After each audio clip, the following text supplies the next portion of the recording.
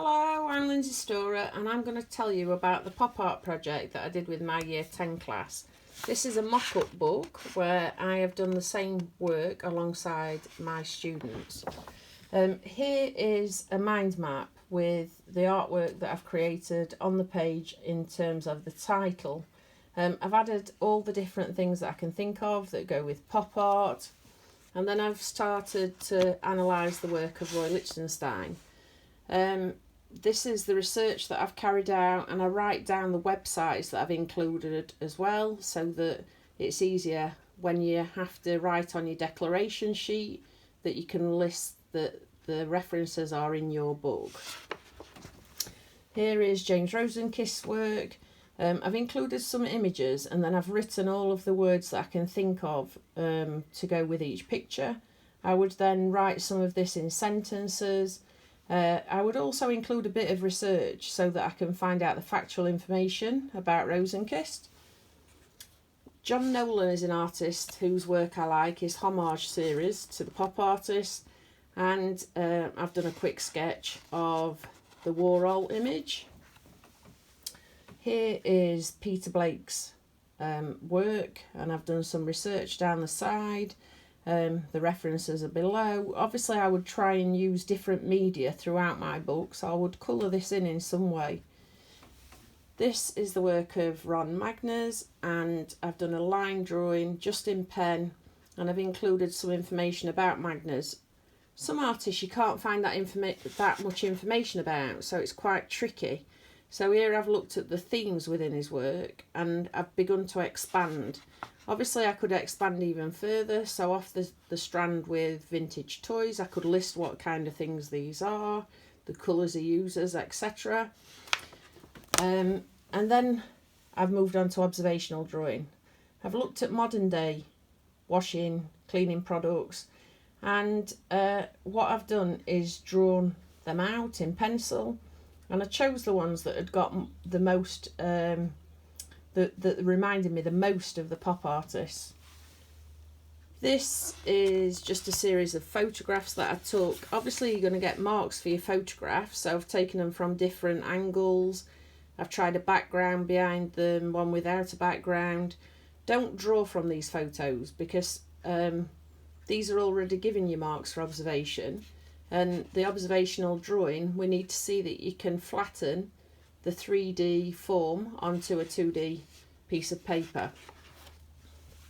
Here is a breakfast setup that I tried as well. I photographed it, I drew it in pen, and then I painted from observation very quickly because time was running out because it was a mock exam.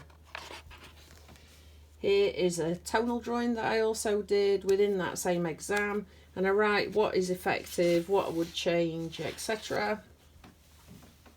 Over here, this is a drawing for a reduction print made out of polystyrene. Andy Warhol obviously was a printmaker, so I thought I'd look at this. I chose the dollar sign that he did, and here I've written out the process so that if I have to do it again I can remember what I did.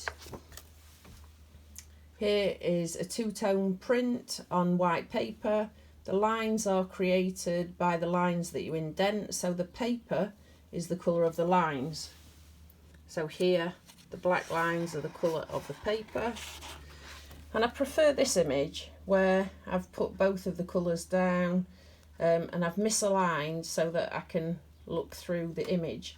This is similar to Warhol's own image.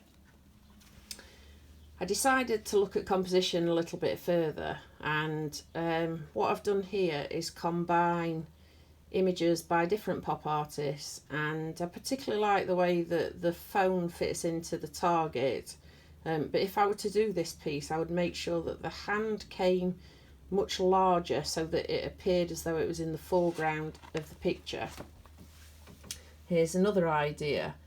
This is Roy Lichtenstein's work, and it's a repeat image in the background which I could print, and then on top I could do some painting.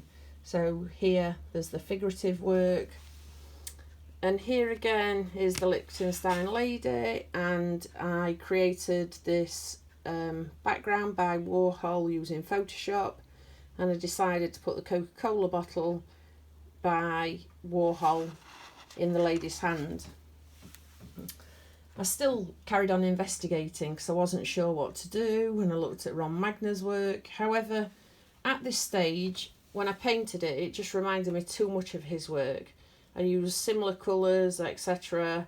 And although it would be a homage to pay respect to the artist, I just felt that there wasn't enough of me in it. So I started thinking of my own possible ideas, and I went on to list different ideas from my youth.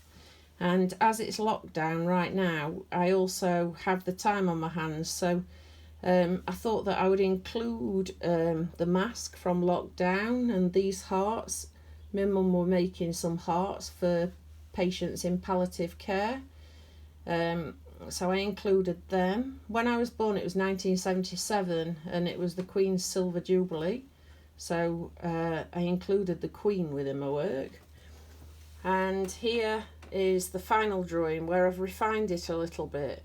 Nancy knitting, who is here, was one of the things that I looked at a lot, I used a lot.